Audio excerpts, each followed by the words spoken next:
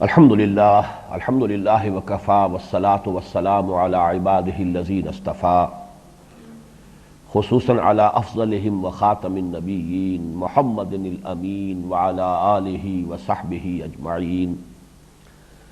اما بعد فقد قال اللہ تبارک وتعالی کما ورد فی سورۃ التوبہ اعوذ باللہ من الشیطان الرجیم براءۃ من اللہ ورسولہ الی الذین عاہدتم من المشرکین فسیحوا فی الارض اربعۃ اشہر واعلموا انکم غیر معجز اللہ وان اللہ مخزی الکافرین الی قولہ تعالی ان عدۃ الشہور عند اللہ 12 شہرا فی کتاب اللہ یوم خلق السماوات والارض منها اربعۃ حرم ذلک الدین القیم فلا تظلموا فيهن انفسكم وقاتلوا المشركين كافة كما يقاتلونكم كافة واعلموا ان الله مع المتقين صدق الله العظيم رب اشرح لي صدري ويسر لي امري واحلل عقدة من لساني يفقهوا قولي اللهم ربنا الهمنا رشدنا واعذنا من شرور انفسنا اللهم ارنا الحق حقا وارزقنا اتباعه وارنا الباطل باطلا وارزقنا اجتنابه اللهم ربنا زدنا ایمانا وهدى وعلما نافعا وعملا صالحا متقبلا آمین یا رب العالمین۔ مطالعہ قرآن حکیم کے جس منتخب نصاب کا درس ان مجالس میں ہو رہا ہے اس کے حصہ پنجم کا، جیسا کہ اس سے قبل عرض کیا جا چکا ہے، ایک اضافی درس جو درس نمبر 12 ہے، یہ سورہ توبہ کے پہلے رکوع پر مشتمل ہے جس کی کل آیات 6 ہیں۔ مزید اس درس میں اسی سورہ مبارکہ کے چوتھے رکوع کی ایک آیت یعنی آیت نمبر 28 اور پانچویں رکوع کی ایک آیت نمبر 36 کا اضافہ کیا گیا ہے۔ جیسے کہ پہلے عرض کیا جا چکا ہے، یہ در حقیقت نبی اکرم صلی اللہ علیہ وسلم کے مقصد بعثت کی تکمیلی اقدامات پر مشتمل ہیں یہ آیات مبارکہ، یعنی جزیرہ نمائے عرب میں آپ کی جو بعثت خصوصی تھی الی بنی اسرائیل، الی بنی اسماعیل، اور جو بھی مشرکین عرب تھے ان کے تابع ہونے کی حیثیت سے ان کی جانب آپ کو بالخصوص مبعوث کیا گیا۔ سورہ جمعہ کی آیت نمبر 2 جو ہے اس کو ذہن میں لے آئیے، هو الذی بعث فی الامیین رسولا منہم یتلو علیہم آیاتہ ویزکیہم ویعلمہم الکتاب والحکمہ۔ گویا کہ حضور کی جو اصل بعثت ہے، بنیادی بعثت ہے، خصوصی بعثت ہے، وہ امیین کے لیے تھی، آپ خود بھی انہی میں سے تھے۔ لہذا اللہ تعالیٰ کی جو سنت رسولوں کے باب میں رہی ہے کہ جس قوم کی طرف بھی کوئی رسول بھیجا گیا، اگر اس قوم نے ان کی دعوت کو قبول کرنے سے انکار کیا، اگر وہ انکار بحیثیت مجموعی تھا کہ معدود چند لوگ، شاذ لوگ ایمان لائے، باقی پوری قوم جو ہے انکار پر اور کفر پر اڑی رہی، تو پھر پوری قوم کو تہس نہس کیا گیا، ہلاک کر دیا گیا، نسیم منسیہ کر دیا گیا، کأن لم یغنوا فیہا، ایسے ہو گئے جیسے تھے ہی نہیں۔ لا یری الا مساکنہم، اب ان کے مسکن ہے لیکن ان میں بسنے والے جو مقیم تھے ان کا نام و نشان نہیں رہا۔ کہیں فرمایا گیا کہ قطع دابر القوم الذین ظلموا، ظالم قوم کی جڑ کاٹ دی گئی، یہ عذاب آتا رہا ان قوموں پر۔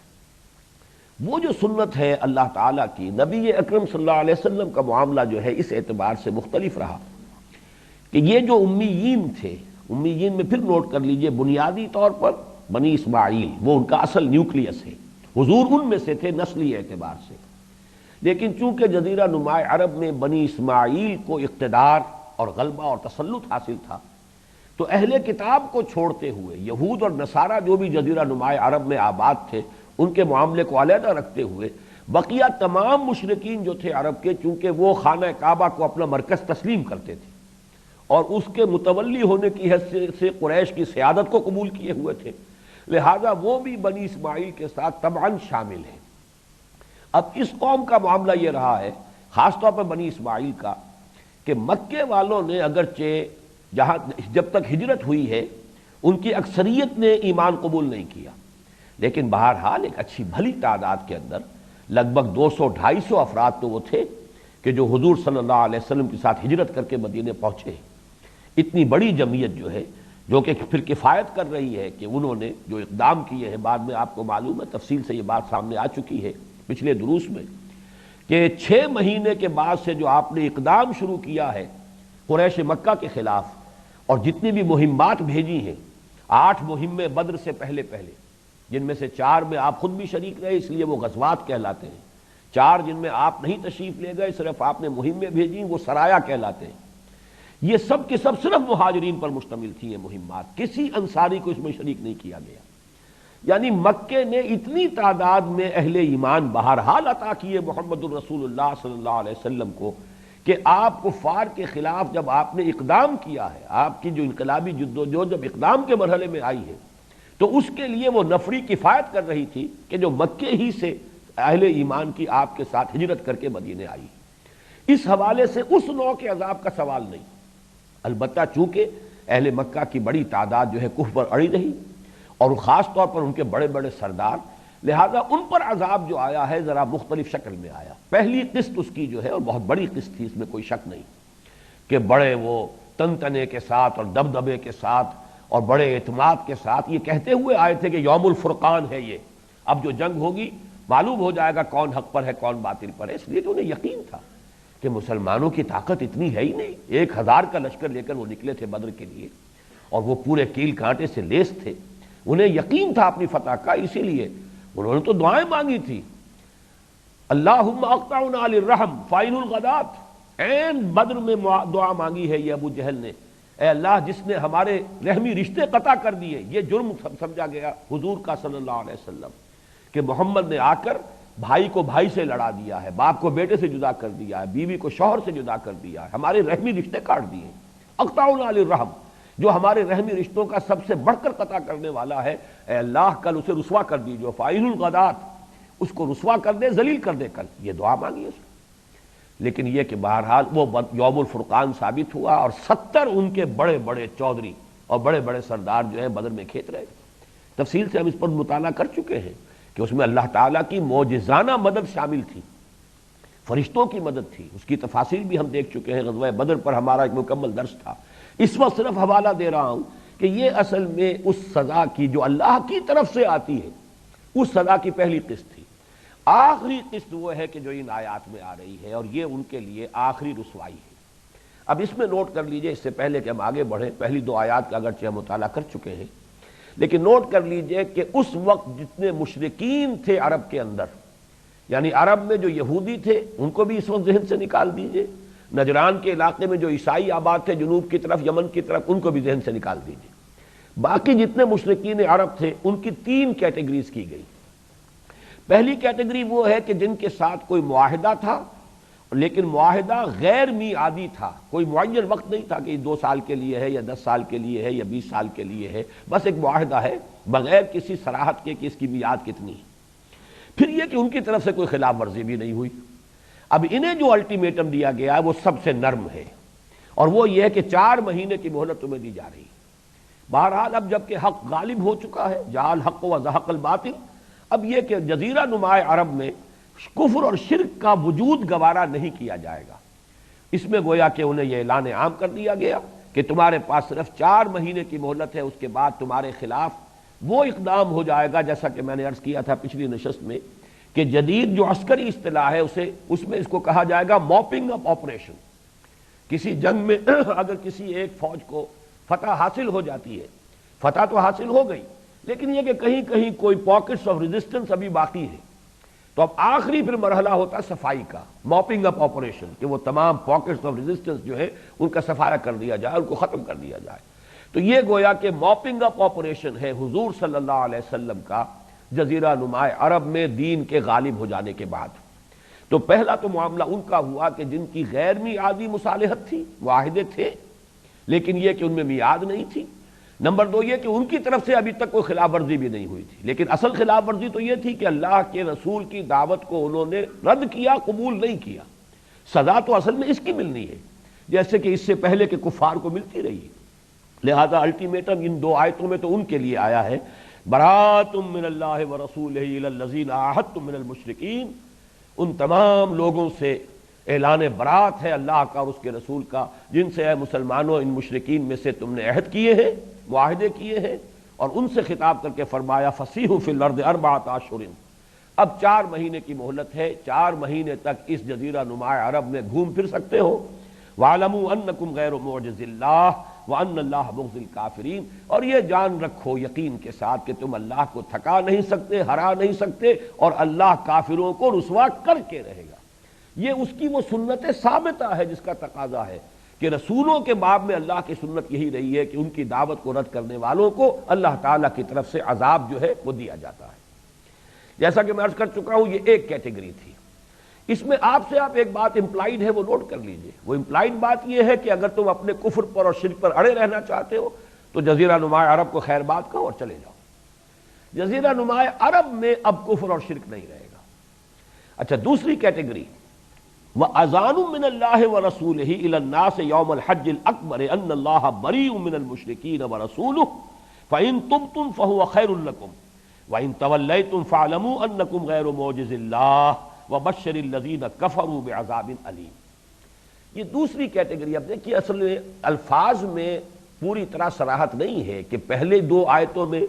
کس قسم کے مشرکین کا تذکرہ ہے، اس آیت میں کس قسم کے مشرکین کا تذکرہ ہے، لیکن یہ کہ خود بخود جو ہے اس کے بین السطور سے آدمی کو اور غور کر کے نکالنا پڑتا ہے کہ جو دوہرا کر بات آ رہی ہے تو معلوم ہوا کہ کیٹیگریز جدا ہیں، یہاں کسی معاہدے کا ذکر نہیں ہے۔ لہذا یہ وہ مشرکین عرب ہیں ان جنرل، پورے جزیرہ نما عرب میں آباد مشرکین جن کا حضور سے کوئی معاہدہ نہیں تھا، یا اگلی آیت سے ایک منطقی نتیجہ نکلے گا، یا یہ کہ کوئی معاہدہ تھا لیکن ان کی طرف سے کوئی خلاف ورزی ہوئی ہے، کسی بھی اعتبار سے انہوں نے اس معاہدے کی جو بھی شرائط تھیں ان میں سے کسی کو توڑا ہے۔ تو ان دونوں کا معاملہ یہ ہے کہ انہیں بریکٹ کر کے یکجا کر کے ان کے لیے 4 مہینے کی مہلت نہیں رکھی گئی، بلکہ اس کو آگے لے کے پڑھ لیجئے جو اگلی آیت آ رہی ہے فَإِذَا انْسَلَخَ الْأَشْهُرُ الْحُرُمُ۔ ویسے تو ان کے خلاف اقدام فوراً بھی ہو سکتا ہے، اس لیے کہ کوئی جو ہے معاہدہ ان کے ساتھ ہے نہیں، یا معاہدہ تھا تو وہ اس کی خلاف ورزی خود کر چکے، لہذا اقدام جو ہے فوری طور پر کیا جا سکتا ہے۔ لیکن چونکہ یہ موسم حج ہے، اشہر حرم جو ہے ان کی حرمت درمیان میں رکاوٹ ہے، انہیں امان اگر ملی ہے تو وہ اشہر حرم کی وجہ سے ملی ہے۔ بعض لوگوں نے خام خواہ محنت کی ہے 4 مہینوں کو ان اشہر حرم کے ساتھ ان کے ساتھ تطابق ثابت کرنے کے لیے 4 مہینے کیسے بنیں گے، حالانکہ ظاہر بات ہے کہ جب یہ آیات سنائی گئی ہیں حج کے دن، حج اکبر، اب اس میں بعد میں عرض کروں گا کہ وہ 9ویں تاریخ تھی یا 10ویں تاریخ تھی، یہ دونوں رائے موجود ہیں، تو ذی الحجہ کی 9ویں یا 10ویں کو یہ آیات جو ہے مشرکین کو سنائی جا رہی ہیں۔ اب اس کے بعد فَإِذَا انْسَلَخَ الْأَشْهُرُ الْحُرُمُ، اشہر حرم جو ہے تو ذی الحجہ ہے اور اس کے بعد صرف محرم ہے، گویا کہ ان کے پاس جو ہے صرف 1.25 مہینے کی یا 1.5 مہینے کی صرف میعاد بچی ہے۔ اس کے فوراً بعد جو ہے ان کے خلاف وہ اقدام شروع ہو جائے گا، وہ موپنگ اپ آپریشن اس کا آغاز ہو جائے گا۔ تو اس میں در حقیقت تطبیق دینے کی ضرورت ہی نہیں، اس لیے کہ پہلی کیٹیگری جدا ہے۔ یہ وہ لوگ تھے جن سے معاہدہ تھا اور معاہدے میں انہوں نے ابھی تک کوئی ان کی طرف سے خلاف ورزی نہیں ہوئی، لہذا ان کو رعایت دی گئی ہے کہ 4 مہینے کی مہلت، گویا کہ ان کے لیے تو ابھی ذی الحجہ کے بعد محرم، صفر، ربیع الاول، ربیع الثانی تک کی مہلت موجود تھی، ان 4 مہینوں سے پہلے ان کے خلاف اقدام نہیں ہو سکتا تھا۔ لیکن جن لوگوں سے کوئی معاہدہ تھا ہی نہیں، یا معاہدہ تو تھا لیکن وہ اس معاہدے کی کوئی خلاف ورزی کر چکے ہیں، اس اعتبار سے اب مسلمانوں پر، حضور پر صلی اللہ علیہ وسلم کوئی اخلاقی پابندی نہیں ہے، اقدام فوراً کر سکتے ہیں۔ البتہ انہیں اللہ تعالیٰ کی طرف سے یہ کہیے کہ ایک امان مل گئی ہے کہ فَإِذَا انْسَلَخَ الْأَشْهُرُ الْحُرُمُ، جب یہ اشہر حرم ختم ہو جائیں، یہ محترم مہینے، حج کے مہینے، یہ جب ختم ہو جائیں، اس لیے کہ یہ 4 مہینے ہوتے تھے عرب میں جو اشہر حرم ہے، اگلی آیت میں جو ہم نے آخری آیت اس آج کے درس میں ہم پڑھیں گے اس میں اس کی وضاحت موجود ہے، منہا اربعۃ حرم، 12 مہینے سال کے ہیں جن میں 4 جو ہے وہ حرم ہیں، ان میں 4 جو ہے وہ ذی قعدہ، ذی الحجہ اور محرم، یہ تو تھے حج کے لیے، اور رجب کا مہینہ ان کے ہاں مخصوص تھا عمرے کے لیے۔ ظاہر بات ہے کہ حج ہوتا ہے ذی الحجہ میں، تو 1 مہینہ اس سے پہلے، تاکہ جو لوگ آ رہے ہیں دور دراز سے چل کر آ رہے ہیں، 1 مہینہ انہیں امان رہے، وہ حج کے لیے آ رہے ہیں، ان کے اوپر کوئی حملہ نہ ہو، پھر وہ واپس جائیں گے حج کے بعد۔ تو گویا کہ ذی قعدہ، ذی الحجہ اور محرم 3 مہینے تھے کہ جو مسلسل تھے اشہر حرم میں، اور 4تھا مہینہ پھر جو ان کے ہاں عمرے کے لیے مخصوص تھا وہ رجب کا مہینہ تھا۔ یہ کل 4 مہینے اشہر حرم تھے، تو گویا کہ اس طرح اللہ تعالیٰ کی طرف سے انہیں ایک امان مل گئی ہے، اگرچہ وہ اس امان کے مستحق نہیں ہے، نہ ان سے کوئی معاہدہ تھا، یا تھا تو وہ اس معاہدے کی خلاف ورزی کر کے گویا کہ سزا کے مستحق ہو چکے ہیں۔ اس کے باوجود انہیں ایک مہلت دی گئی، اور وہ مہلت ہے اشہر حرم کی وجہ سے۔ البتہ اس میں اس درمیانی آیت میں ایک استثناء کیا گیا، یہ تیسری کیٹیگری ہے، الا الذین عاہدتم من المشرکین، سوائے ان کے، یہ تیسری کیٹیگری ہے جن سے تم نے مشرکین میں سے وہ لوگ جن سے تم نے معاہدہ کیا، ثم لم ينقصوکم شیئا، پھر یہ کہ انہوں نے اس میں کوئی کمی نہیں کی، کوئی ان کی طرف سے خلاف ورزی نہیں ہوئی، کوئی انہوں نے معاہدے کی کسی شق کو توڑا نہیں، وَلَمْ يُظَاهِرُوا عَلَيْكُمْ أَحَدًا، اور نہ ہی تمہارے خلاف کسی کے ساتھ کسی کی مدد کی، کسی کے ساتھ گٹھ جوڑ کیا، تمہارے خلاف جو ہے کسی سازش میں شریک ہوئے۔ یہ وہی لفظ مظاہرہ پھر آ گیا ہے، مظاہرہ کہتے ہیں ظہر کمر کو، پیٹھ سے پیٹھ جوڑ لینا کسی خاص مقصد کے لیے۔ عام طور پر پچھلے زمانے میں جنگیں جو ہوتی تھی، اگر کہیں چند آدمی اگر نرغے میں آ گئے بہت بڑے کسی لشکر کے یا بڑی جمعیت کے، تو پھر وہ پیٹھ سے پیٹھ جوڑ کر کھڑے ہوتے تھے تاکہ پشت دونوں کی محفوظ رہے اور وہ سامنے سے مقابلہ جو ہے دونوں طرف کر سکے۔ 4 آدمی ہیں تو اسی طرح کھڑے ہو جائیں گے کہ چاروں 4 اطراف کو فیس کریں گے، اور ان کی پشتیں جو ہے گویا کے درمیان میں جڑی ہوئی ہوں گی، تاکہ وہ پشت کی جانب سے ہر ایک ان میں سے اپنے آپ کو محفوظ سمجھتے ہوئے ساری توجہ جو ہے وہ سامنے کی طرف مبذول کر سکے۔ یہاں سے لفظ مظاہرہ بنا ہے، یعنی مظاہرہ ہے کسی مقصد کے لیے جس کو ہم کہتے ہیں کہ ہاتھ ملانا، ہاتھ جوڑنا، اپنی ہمتوں کو جمع کر لینا، لیکن یہاں پر پشت سے ہے، پشتیں جوڑ لینا، کمریں جوڑ لینا اپنی کسی مقصد کے لیے۔ تو فرمایا پھر وہ لوگ الا الذین عاہدتم، سوائے ان کے، ان مشرکین کے کہ جن سے تم نے معاہدہ کیا، ثم لم ينقصوکم شیئا، پھر انہوں نے تمہارے ساتھ جو شرائط طے کی تھی ان میں سے قطعاً کوئی چیز کم نہیں کی، نقص، کمی، ثم لم ينقصوکم، کوئی شے تمہارے معاملے میں، تمہاری شرائط میں انہوں نے کمی نہیں کی، وَلَمْ يُظَاهِرُوا عَلَيْكُمْ أَحَدًا،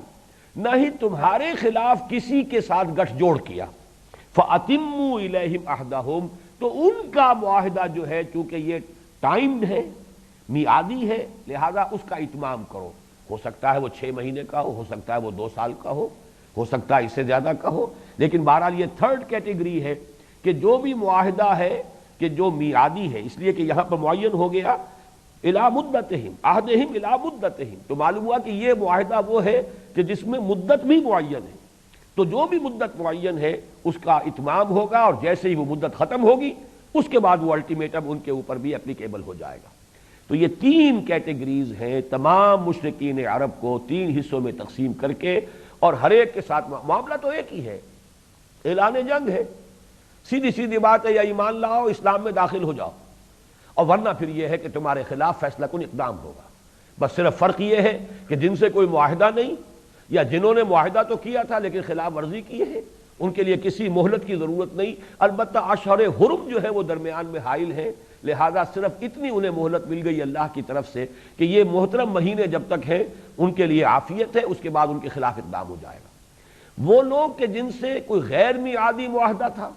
اور ان کی طرف سے کوئی خلاف ورزی نہیں ہوئی، ان کے بارے میں فرما دیا گیا 4 مہینے کی مہلت ہے، گویا کہ ان کا معاملہ ذی الحجہ سے پھر محرم، صفر، ربیع الاول تک چلا جائے گا۔ اور تیسرے وہ ہے کہ جنہوں نے معاہدہ کیا کسی مدت تک کے لیے اور پھر اس میں خلاف ورزی کی، ان کا معاملہ، ان خلاف ورزی نہیں کی کہ کوئی کمی نہیں کی اور کہیں بھی کسی گٹھ جوڑ میں شامل نہیں ہوئے حضور کے اور مسلمانوں کے خلاف، ان کی جو بھی مدت معاہدہ ہے وہ پوری کی جائے گی۔ اب اس کے بعد فرمایا جو مستثنیٰ تھا، ان اللہ یحب المتقین، جب تم نے کیا ہے معاہدہ اور معاہدہ بھی کیا ایک مدت معین کے لیے، ان کی طرف سے کوئی خلاف ورزی بھی نہیں ہوئی ہے، تو ایسے لوگوں کے لیے پھر وہ جو معاہدے کی پوری مدت ہے مکمل کرنی چاہیے، یہی تقویٰ کا تقاضا ہے۔ ان اللہ یحب المتقین، اور اللہ تعالیٰ یقیناً متقیوں ہی کو پسند کرتا ہے۔ فَإِذَا انسَلَخَ الْأَشْهُرُ الْحُرُمُ، اب یہ ہے سخت ترین الفاظ جو آئے ہیں قرآن مجید میں، وہ یہ ہے، اس سے زیادہ جو ہے، اسی لیے اس سورہ مبارکہ کے بارے میں کہا جاتا ہے کہ اس کے شروع میں جو بسم اللہ نہیں لکھی گئی، میں نے دونوں نشستوں میں جن آیات کی تلاوت کی ہے تو میں نے بسم اللہ نہیں پڑھی درمیان میں، اعوذ باللہ تعوذ کے فوراً بعد جو ہے اس کو شروع کر دیا ہے۔ اگرچہ درمیان میں سے کبھی تلاوت اگر کی جائے تو اس میں آیت بسم اللہ کا پڑھنے کی گنجائش ہے، اس کی اجازت ہے فقہا کی طرف سے،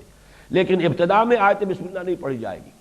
اور حضرت علی نے جو اس کی توجیہ کی ہے وہ یہی ہے کہ یہ سورت تو تلوار ہاتھ میں لے کر نازل ہوئی ہے، اور بسم اللہ میں اللہ تعالیٰ کے دو نام ہیں جو رحمت سے ماخوذ ہے، الرحمن الرحیم. یہ جو ہے اللہ تعالیٰ کی وہ جو سزا والی شان ہے اس کے ساتھ نازل ہوئی ہے، اللہ کے عذاب کے ساتھ. گویا کہ یہ نازل ہوئی ہے ہاتھ میں تلوار لے کر. اس حوالے سے اس میں آغاز میں بسم اللہ نہیں ہے. تو یہ سخت ترین الفاظ ہیں جن پر بہت سے لوگ اعتراض بھی کر سکتے ہیں، لیکن جیسا کہ میں نے عرض کیا، اس کو اگر جو پورا فلسفہ رسالت ہے قرآن مجید کا اس کے بیک گراؤنڈ میں رکھ کر دیکھا جائے، پوری قومیں بھی تہس نہس کی گئی کہ نہیں گئی. فرق صرف یہی ہے کہ یہاں مسلمانوں کی تلواروں کے ذریعے سے، وہاں اللہ تعالیٰ کی طرف سے براہ راست ان کو ختم کیا گیا. پوری قوم نوح غرق کی گئی، پوری قوم ہود تباہ و برباد کر دی گئی، نام و نشان مٹا دیا گیا. پوری قوم صالح جو ہے ہلاک کر دی گئی. لا یرا الا مساکنہم، آج بھی جائیے ان کے مسکن جو ہے وہ جو پہاڑوں کے اندر کھود کر انہوں نے مکان بنائے تھے آج بھی نظر آ رہے ہیں، لیکن کوئی نام و نشان نہیں رہا. اسی طرح وہ دو بستیاں جو تھیں سدوم اور عامورہ کی بستیاں، نام و نشان مٹ گیا. ایسا اٹھا کر پٹخا ہے ان کو زمین پر، اور پھر پتھروں کی بارش ہوئی ہے. پہلے الٹ دی گئی اور پھر اس کے بعد یہ کہ پتھروں کی بارش ہوئی، نام و نشان مٹ گیا. کیونکہ وہ ڈیڈ سی جس کو کہتے ہیں، اس کے کنارے پر ساحل پر آباد تھے دونوں شہر. معلوم ہوتا ہے کہ وہ ملبہ جو ہے اسی ڈیڈ سی کے اندر جو ہے چلا گیا ہے، اسی لیے شاید ڈیڈ سی اس کا نام ہے، واللہ اعلم، کہ وہ تو در حقیقت بحیرہ مردار اس کا نام ہی رکھا گیا. تو یہ قومیں تہس نہس ہوئی اللہ تعالیٰ کے عذاب سے. فرق صرف یہ ہے کہ یہاں وہ عذاب مسلمانوں کے ذریعے سے آ رہا تھا. جیسے کہ ہم نے پچھلے درس میں پڑھا تھا کہ اہل ایمان سے کہا گیا کہ اے مسلمانوں تم ان منافقین کو جواب دو، وَنَحْنُ نَتَرَبَّصُ بِكُمْ، ہم منتظر ہیں کہ اللہ تعالیٰ تم پر کوئی عذاب نازل کرے اے منافقوں، یا خود اپنے پاس سے، او بِأَيْدِينَا، یا ہمارے ہاتھوں تمہیں کوئی عذاب پہنچائے. یعنی ہو سکتا ہے اللہ تعالیٰ کی طرف سے اجازت مل جائے کہ ہم تمہارے خلاف اقدام کریں. منافقین کے خلاف چونکہ قتال نہیں ہوا، جہاد کا لفظ تو دو جگہ آیا ہے قرآن مجید میں منافقین کے ساتھ بھی، یا ایھا النبی جاہد الکفار والمنافقین واغلظ علیہم ومأواہم جہنم وبئس المصیر. یہ سورہ توبہ میں بھی ہے اور سورہ تحریم میں بھی ہم پڑھ چکے ہیں. اے نبی صلی اللہ علیہ وسلم، ان کافروں اور منافقوں سے جہاد کیجیے اور ان پر سختی کیجیے، واغلظ علیہم. لیکن یہ ہے کہ قتال کا مرحلہ کبھی منافقین کے خلاف جو ہے پوری سیرت نبی میں ہمیں نظر نہیں آتا. تو وہاں اس قول کا مطلب یہی تھا کہ اے منافقوں، تم ہمارے بارے میں امید لگائے بیٹھے ہو کہ ہم سب ہلاک ہو جائیں گے. روم کی فوجوں سے ٹکرانے جا رہے ہیں، دماغ خراب ہو گیا ان کا، یہ سب کے سب ہلاک ہو جائیں گے یا موسم کے ہاتھوں ہلاک ہو جائیں گے. قالوا لا تنفروا فی الحر، ایسی شدید گرمی کے موسم میں مت نکلو، کیا تمہیں ہو گیا ہے؟ رسد بھی نہیں ہے تمہارے پاس، سامان بھی نہیں ہے، سواریاں نہیں ہے، کہاں جا رہے ہو؟ موت کے منہ میں جا رہے ہو. لیکن یہ کہ ہم بھی اس انتظار میں ہیں کہ اللہ تعالیٰ خاص اپنی طرف سے کوئی عذاب تم پر نازل کرے، او بِأَيْدِينَا، یا ہمارے ہاتھوں تم پر کوئی عذاب آئے. تو بالکل وہی فرق ہے صرف قوم نوح، قوم ہود، قوم صالح اور یہ جو بھی قوم محمد ہے صلی اللہ علیہ وسلم، یہ بنی اسماعیل، یہ قریش مکہ، یہ مشرکین عرب، یہ حضور کی قوم ہے. بئی معنی کہ حضور ان میں سے تھے. هو الذی بعث فی الامیین رسولا منہم، آپ بھی انہی میں سے تھے. لہذا ان کے بارے میں یہ سنت الہی اس طور سے پوری ہوئی ہے کہ یہ اعلان کیا گیا. آپ ذرا الفاظ پر غور کیجئے کس قدر سخت الفاظ ہیں. فَإِذَا انْسَلَخَ الْأَشْهُرُ الْحُرُمُ، تو جب یہ محترم مہینے ختم ہو جائیں، گویا کہ کل مہلت جو دی جا رہی ہے ان لوگوں کو، یہ آیت نمبر 3 اور آیت نمبر 5 یہ کیٹیگری نمبر 2 کے لیے ہے. آیت نمبر 1، آیت نمبر 2 یہ کیٹیگری نمبر 1 کے لیے. کیٹیگری نمبر 1 پھر تازہ کر دیجئے، جن سے معاہدہ تھا لیکن میعادی نہیں تھا، اور جن لوگوں نے کوئی اپنے معاہدے کے اندر کوئی خلاف ورزی نہیں کی، ان سے سب سے زیادہ نرمی برتی گئی کہ 4 مہینوں کی مہلت دے دی گئی. کیٹیگری نمبر 2، یا تو کوئی معاہدہ تھا ہی نہیں، یا تھا تو ان کی طرف سے خلاف ورزی ہو چکی، لہذا وہ کسی رعایت کے مستحق نہیں. صرف انہیں رعایت فطری طور پر جو مل گئی ہے وہ اشہر حرم کی ہے. جیسے ہی اشہر حرم ختم ہو جائیں گے، فَإِذَا انْسَلَخَ الْأَشْهُرُ الْحُرُمُ فَاقْتُلُوا الْمُشْرِكِينَ حَيْثُ وَجَدتُّمُوهُمْ، تو قتل کرو اے مسلمانوں اور مشرکوں کو جہاں کہیں انہیں پاؤ. وَخُذُوهُمْ، انہیں پکڑو. وَاحْصُرُوهُمْ، ان کا گھیراؤ کرو. ذرا یہ نوٹ کیجئے کہ ہم بھی جب منہج انقلاب نبوی کا جب تفصیل کے ساتھ مطالعہ ہوتا ہے، ابھی جو پھر خطبات ہونے والے خلافت کے، اس کے آخری دن اسی پر بحث ہوگی کہ مظاہرہ، یہ لفظ مظاہرہ بھی یہاں آ گیا ہے اس آج کے درس میں. لم یظاہروا، تم انہوں نے مظاہرہ نہیں کیا، علیکم احدا، تمہارے خلاف کسی کے ساتھ مل کر. اسی طرح مظاہرے اور پھر یہ کہ مظاہروں میں گھیراؤ، پکٹنگ، یہاں پہ وہ تمام الفاظ آ رہے ہیں۔ فیصل سلغ الاشہر الحرم فاقتلوا المشرکین حیث وجدتموہم، تو قتل کرو ان مشرکوں کو جہاں بھی پاؤ، وخذوہم، انہیں پکڑو، واحصروہم، ان کا محاصرہ کرو، ان کا گھیراؤ کرو، وقعدوا لہم کل مرصد، اور ان کے لیے ہر گھات میں بیٹھو، یعنی انہیں پکڑنے کے لیے، ان پر حملہ کرنے کے لیے گھاتوں کے اندر بیٹھو، اس لیے کہ اب آخری اعلان جنگ ہے جو انہیں کیا جا رہا ہے ان کے خلاف، اور ظاہر بات ہے اذان ان کا لفظ آیا ہے، وَأَذَانٌ مِّنَ اللَّهِ وَرَسُولِهِ إِلَى النَّاسِ يَوْمَ الْحَجِّ الْأَكْبَرِ، اللہ اور اس کے رسول کی طرف سے اعلان عام ہو رہا ہے، یہ الٹیمیٹم ہے، اوپن، ایسا نہیں ہے کہ اچانک کوئی حملہ کیا جا رہا ہو، بلکہ یہ کہ اللہ تعالیٰ کی طرف سے اعلان عام کے بعد حج اکبر سے مراد ہے حج، اور حج اصغر اصل میں عرب میں عمرے کو کہتے تھے۔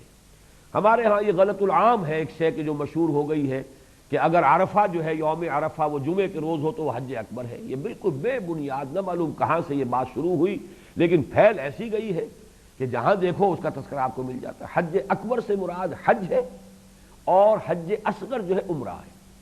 اور چونکہ حضور صلی اللہ علیہ وسلم اور مسلمانوں کے لیے پورے طور سے سکون کے ساتھ حج ادا کرنے کا بعثت کے بعد یہ پہلا موقع ہو رہا ہے،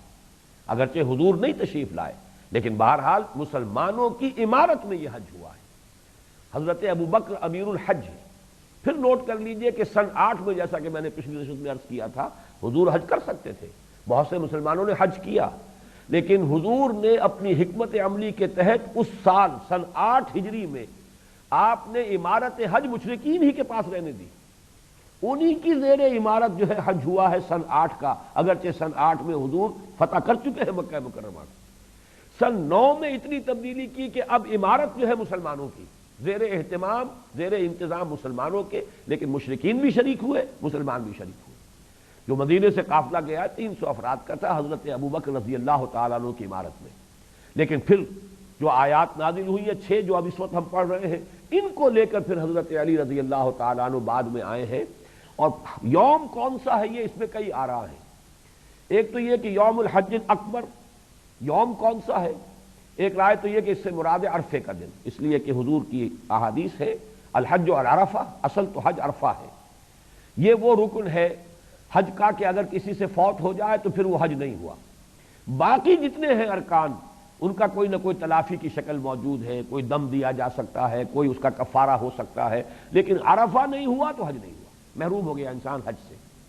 ایک رائے یہ ہے کہ نہیں، اس سے مراد یوم النحر ہے، اس لیے کہ یوم النحر میں سب سے زیادہ جو ہے مناسک حج جمع ہو گئے ہیں۔ جن حضرات نے حج کیا وہ جانتے ہیں، رنحت 4، یہ رے نون ہا تا، را نون ہا تا، را سے رمی، نون سے نحر، اور ہا سے حلق، سر کو منڈوانا یا کتروانا، اور پھر تا سے طواف افاضہ۔ مشکل ترین دن جو ہے یہ 10ویں ذی الحجہ کی تاریخ جو ہوتی ہے، یہ حج میں مشکل ترین دن ہے، اس لیے کہ یہ 4 کام اور ہجوم جو آج کل جیسا ہوتا ہے اس میں آدمی جو ہے بس اس کے لیے یوں سمجھیے کہ پسینے پسینے ہو جانے والی بات ہے، تھک کر چور ہو جاتا ہے انسان، تب کہیں جا کر یہ 4 کام جو ہے پورے کر پاتا ہے۔ تو ایک رائے یہ ہے کہ یہ 10واں، چونکہ سب سے بڑا جو ہے معاملہ مناسک حج کا وہ 10 تاریخ کو ہوتا ہے۔ ایک رائے جو ہے میرے نزدیک وہ زیادہ قوی معلوم ہوتی ہے کہ یوم سے مراد کوئی ایک یوم نہیں ہے، بلکہ عرب کا قاعدہ یہ تھا کہ یوم الجمل جب کہیں گے تو گویا کہ جنگ جمل کا پورا عرصہ مراد ہوگا۔ یوم الصفین، صفین کا دن، اب صفین کا دن جو ہے کئی مہینوں پر پھیلا ہوا دن ہے، جنگ صفین جو حضرت علی رضی اللہ تعالی عنہ اور حضرت معاویہ رضی اللہ تعالی عنہ کے مابین ہوئی ہے، وہ کئی مہینوں کا معاملہ ہے، لیکن عرب اسے ایک دن کہتے ہیں، یوم الصفین، صفین کا دن، یوم الجمل، جمل کا دن۔ تو اس اعتبار سے ایک رائے یہ ہے کہ یہاں کوئی خاص دن معین نہیں ہے، بلکہ حج کا اجتماع مراد ہے کہ تمام جو ہے قبائل عرب جو ہے وہاں موجود ہوں گے، کونے کونے سے لوگ آئے ہوئے ہوں گے، تو وہاں پر جب یہ اعلان عام ہو جائے گا، یہ الٹیمیٹم ہوگا، تو گویا کہ ہر انسان کو معلوم ہو جائے گا کہ یہ اب محمد الرسول اللہ صلی اللہ علیہ وسلم کی طرف سے آخری اعلان ہو گیا ہے۔ فَإِذَا انْسَلَخَ الْأَشْهُرُ الْحُرُمُ فَاقْتُلُوا الْمُشْرِكِينَ حَيْثُ وَجَدتُّمُوهُمْ وَخُذُوهُمْ وَاحْصُرُوهُمْ وَاقْعُدُوا لَهُمْ كُلَّ مَرْصَدٍ فَإِن تَابُوا وَأَقَامُوا الصَّلَاةَ وَآتَوُا الزَّكَاةَ فَخَلُّوا سَبِيلَهُمْ۔ یہ بھی بہت اہم مضمون ہے جو یہاں آیا ہے، اس لیے کہ دستوری اور قانونی اعتبار سے اس کا کہ یوں سمجھیے بہت پروفاؤنڈ ہے، یہ الفاظ بہت معنی خیز ہے اور بہت دور رس نتائج نکلتے ہیں۔ یعنی یہ کہ جب اعلان عام ہو گیا یا ایمان لے آؤ اور یا تمہیں قتل کر دیا جائے گا، یا امپلائڈ ہے تھرڈ آلٹرنیٹو، یا اس ملک کو چھوڑ کر چلے جاؤ جہاں سینگ سمائے۔ جیسا کہ آپ نے سنا ہوگا کہ چند لوگ جو ہے مکے کے وہ تو اسی تیسرے آپشن کو لے کر چل پڑے تھے۔ اکرمہ، ابو جہل کے بیٹے حضرت اکرمہ چونکہ بعد میں ایمان لے آئے ہیں، اور ان کے ساتھ بہت سے لوگ وہ اب جا رہے تھے حبشہ کی طرف، ہجرت کر رہے ہیں۔ کبھی یوں سمجھیے کہ 20 سال پہلے ہجرت کی تھی مسلمانوں نے، اور اب یہ ہجرت کر رہے ہیں جو کفار ہیں، اس لیے کہ اب یہاں پر غلبہ مسلمانوں کو حاصل ہو چکا ہے اور محمد الرسول اللہ صلی اللہ علیہ وسلم کی طرف سے اعلان عام آ گیا ہے۔ وہ تو پھر مختلف روایات ملتی ہے۔ ایک روایت یہ بھی ہے کہ جب وہ ریڈ سی میں سے ان کا جہاز گزر رہا تھا تو طوفان آیا، اور اس طوفان میں دیکھا کہ سب مشرکین جو ہے، اب وہ پجاری تھے، کوئی جو ہے لات کا ہے، کوئی منات کا ہے، کوئی عزا کا ہے، کوئی حبل کا ہے، لیکن کوئی کسی کو نہیں پکار رہا سوائے اللہ کے، اے اللہ نجات دے دے ہمیں اس مصیبت سے۔ تو اکرمہ کو ذہن میں یہ بات آئی، اللہ تعالیٰ کی طرف سے یہ توفیق نصیب ہوئی کہ انہوں نے سوچا، دروں بینی کی کہ اگر ہم اس مصیبت کے وقت میں تو صرف اللہ کو پکار رہے ہیں، نہ کسی لات، نہ عزا، نہ منات، نہ حبل، کسی کا بھی ہم نام نہیں لے رہے، تو معلوم ہوا کہ ہماری فطرت میں تو توحید ہے، صرف ایک اللہ ہے اور کوئی نہیں ہے۔ اور یہی وہ بات ہے کہ جس کی دعوت دے رہے ہیں محمد صلی اللہ علیہ وسلم، لہذا وہ وہاں سے پھر واپس ہوئے۔ ایک رائے یہ بھی ہے کہ ان کی اہلیہ نے امان حاصل کی اکرمہ کے لیے، اور وہ گئی ہیں اور جا کر لے کر آئی ہیں۔ بہرحال یہ واقعات ایسے ہیں کہ جن کے بارے میں تیقن کے ساتھ کچھ کہنا مشکل ہے، مختلف روایات ملتی ہیں۔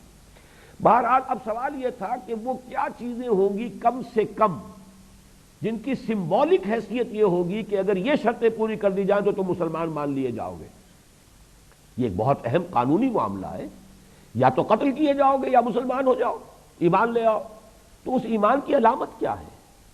منیمم شرائط کون سی ہے کہ کوئی شخص پوری کر دے تو وہ پھر اس قتل عام سے بچ جائے گا، اس کی جان جو ہے بخشی ہو جائے گی؟ تو یہ انتہائی اہم معاملہ ہے، اس کے لیے 3 شرطیں یہاں بیان کی گئی۔ فَإِن تَابُوا، تو اگر وہ توبہ کریں، اور توبہ سے یہاں مراد ایمان ہے، إِلَّا مَن تَابَ وَآمَنَ وَعَمِلَ عَمَلًا صَالِحًا فَإِنَّهُ يَتُوبُ إِلَى اللَّهِ مَتَابًا۔ توبہ کی شرط ہے ایمان، اور یہاں ظاہر بات ہے توبہ کریں، کس چیز سے توبہ کریں، کس شے سے رجوع کریں؟ شرک سے توبہ کریں، کفر سے توبہ کریں، اس لیے کہ یہاں کسی اور چھوٹے موٹے گناہ کا ذکر نہیں ہے، یہاں تو معاملہ کفر کا ہے، شرک کا ہے، یا اسلام اور ایمان کا ہے۔ تو فَإِن تَابُوا، ایمان لائیں۔ نمبر 2، وَأَقَامُوا الصَّلَاةَ، اور نماز قائم کریں، وَآتَوُا الزَّکَاةَ، اور زکوٰۃ ادا کریں۔ گویا کہ یہ 3 ہیں منیمم شرائط جن سے کم تر پر صلح نہیں ہو سکتی، جن سے کم پر کسی مسلمان کو مسلمان تسلیم نہیں کیا جا سکتا۔ اس لیے کہ ان کی اہمیت یہ ہے کہ حضرت معاذ بن جبل رضی اللہ تعالیٰ عنہ کی بڑی طویل روایت جو یہاں ہم نے پڑھی بھی ہے، اس کا لفظ برس مطالعہ کیا تھا، اس میں بھی یہی الفاظ آئے تھے کہ مجھے حکم ہوا تھا، امرت ان اقاتل الناس حتی یشہدوا ان لا الہ الا اللہ وانی رسول اللہ ویقیموا الصلاۃ ویؤتوا الزکاۃ فاذا فعلوا ذلک اعتصموا وعصموا منی دماءہم واموالہم وحسابہم علی اللہ عز وجل۔ یہ حضور نے انیشیٹ کر دیا، مجھے حکم دیا گیا ہے کہ میں لوگوں سے جنگ جاری رکھوں یہاں تک کہ وہ کلمہ شہادت ادا کریں، گواہی دیں کہ اللہ کے سوا کوئی معبود نہیں، وہ تنہا ہے، اس کے ساتھ کوئی شریک نہیں، اور یہ کہ میں اس کا رسول ہوں۔ نمبر 1، نماز قائم کریں اور زکوٰۃ ادا کریں۔ جب وہ یہ کر دیں گے تو وہ بچ گئے اور انہوں نے اپنی جانیں اور مال محفوظ کر لیے، اب ان کے خلاف کوئی اقدام نہیں ہوگا۔ الا بحقھا، الا بحق الاسلام، الا یہ کہ اسلام کے قانون کی زد میں کہیں کوئی شے آ جائے، چوری کرے گا تو ہاتھ کٹ جائے گا، یہ دوسری بات ہے۔ یہ نہیں ہے کہ ہمیشہ کے لیے اسے جو ہے پروانہ مل گیا ہے کہ اس کے جسم اور مال پر کوئی اور اسی طرح کا جرم کرے گا تاوان دینا پڑ جائے گا، مال پر بھی اور جان پر بھی۔ اگر زنا کرے گا شادی شدہ ہوتے ہوئے رجم کر دیا جائے گا، لیکن وہ ہے قانون کی الا بحق الاسلام،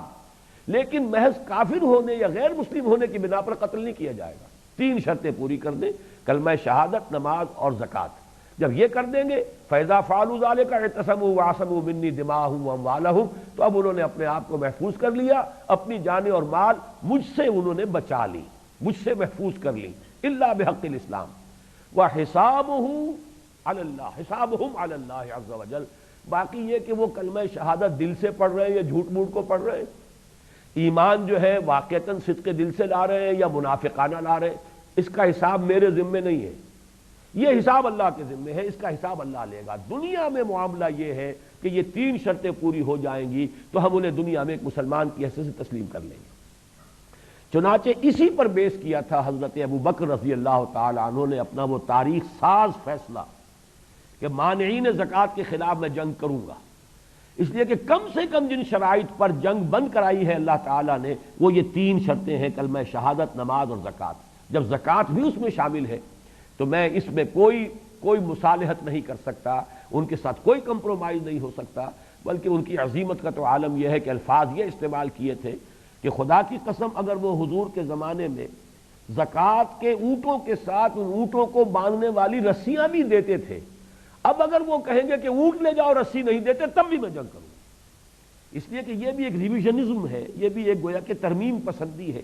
اور ظاہر بات ہے کہ ترمیم جب بھی ہوتی ہے، آپ کو معلوم ہے کہ چائنیز کمیونسٹ جو ہیں انہوں نے رشین کمیونسٹ پر سب سے بڑا الزام یہی لگایا تھا، یہ ریویژنسٹ ہیں، انہوں نے اپنے فلسفے میں ترمیم کر لی ہے، انہوں نے کمپرومائز کر لیا ہے نیشنلزم کے ساتھ اور جو بھی کیپٹلزم ہے اس کے ساتھ، یہ جھک گئے ہیں، انہوں نے گویا شکست قبول کر لی ہے مغربی طاقتوں کے خلاف۔ یہ چارج تھا چائنیز کمیونسٹ کا رشین کمیونسٹ پر، یہ الزام تھا ان کا۔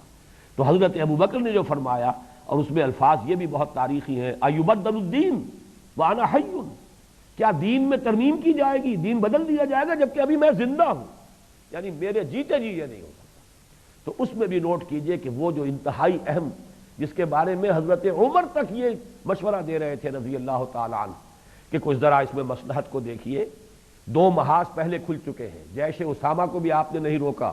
اس لیے کہ حضرت ابو بکر نے فرمایا کہ جس جیش کو تیار کیا ہو حضور نے میں اسے روک دوں۔ جیش اسامہ بھی گیا، الحمدللہ بہت کامیاب لوٹ کر آیا۔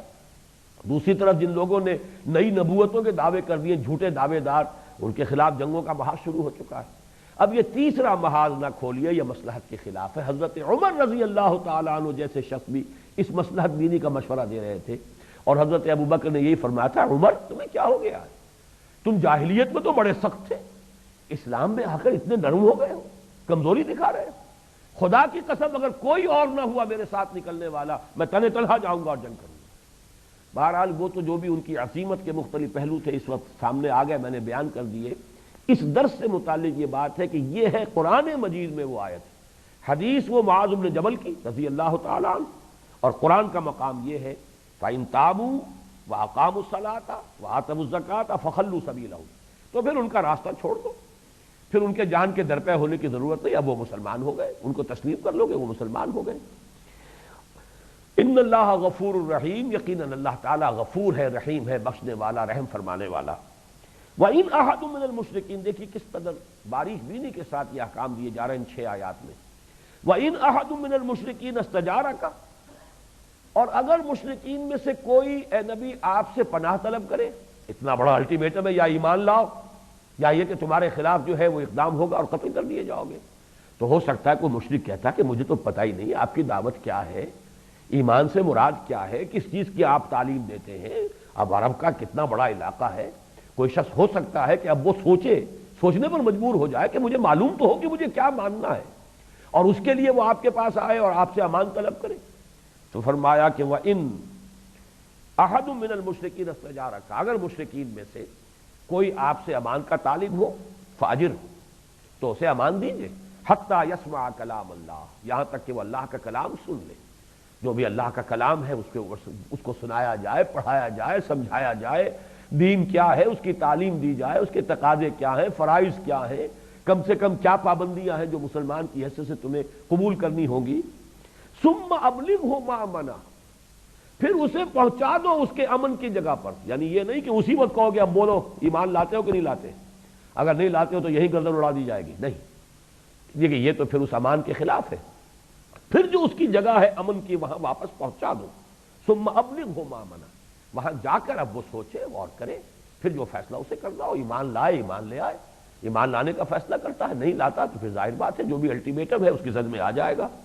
ذالک بانہم قوم لا یعلمون، یہ نرمی تو ان کے ساتھ کرنی ہوگی، اس لیے کہ یہ وہ لوگ ہیں جنہیں علم نہیں ہے، یہ جانتے نہیں ہیں، لہذا کم سے کم یہ رعایت اور یہ نرمی ان کے ساتھ کی جائے کہ فوری طور پر سوال نہ کیا جائے کہ اب ایمان لا رہے ہو یا نہیں، بلکہ یہ کہ اس کے بعد انہیں ان کے امن کی جگہ پر پہنچا دیا۔ مامن، یہ امن کی جگہ، یہ جو ہے اس میں ظرف ہے، امن کی جو ایمان کی بحث ہماری ہوتی ہے اس میں اس کا حوالہ آیا کرتا ہے۔ اب دو آیتیں اور، وقت بہت کم رہ گیا ہے، لیکن یہ کہ اسی مضمون کے ساتھ یہ آیتیں بھی ہیں جو چوتھے اور پانچویں رکوع میں آئی ہیں۔ ویسے تو یہ کہ اس رکوع کا کافی بڑا حصہ ہمیں اگلے سبق میں پڑھنا ہے، اس لیے کہ اس کے بعد جو آخری سبق ہوگا اس پانچویں حصے کا، اس منتخب نصاب کے، وہ ہے کہ اب ابدی چارٹر حضور کا کیا ہے اور قرآن کا کیا ہے تا قیام قیامت، کفار کے ساتھ کیا معاملہ ہے جو مسلمانوں کو کرنے کا آخری حکم دیا گیا ہے۔ اس لیے کہ میں نے عرض کیا نا کہ چونکہ یہ تو انٹرم پیریڈ میں درمیانی درجے میں اسٹریٹجک قسم کے اقدامات تھے کہ جو حضور کرتے رہے صلی اللہ علیہ وسلم، صلح بھی ہوئی، صلح مختلف قسم کی ہوئی، مختلف نوعیتوں کی ہوئی،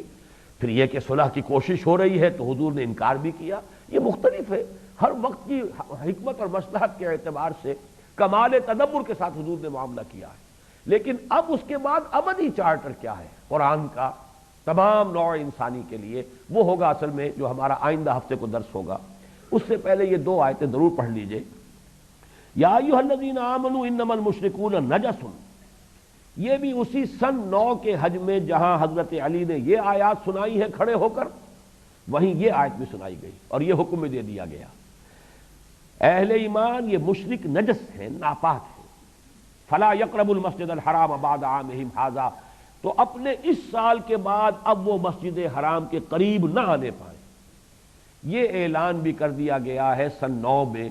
اور اس میں مجھے حیرت ہوئی تھی کہ مولانا اصلاحی صاحب کیسے مان رہے ہیں کہ یہ تمام جو 5 رکوع ہیں سن 8 میں نازل ہو گئے۔ سن 8 میں یہ آیت نازل ہوئی ہوتی تو عامہم ھذا سے مراد سن 8 کا حج ہوتا، کہ زیادہ سے زیادہ مشرکین کے لیے رعایت ہوتی سن 8 کے حج میں شرکت، ورنہ یہ کہ اس کے بعد سن 9 میں ان کی شرکت کا کوئی سوال ہی نہیں، جبکہ اصل اعلان سن 9 میں ہو رہا ہے۔ تو عامہم ھذا یہ جو سال ہے، اس کے سوا فلا یقربوا المسجد الحرام، اب وہ مسجد حرام کے قریب بھی نہ پھٹکنے پائیں۔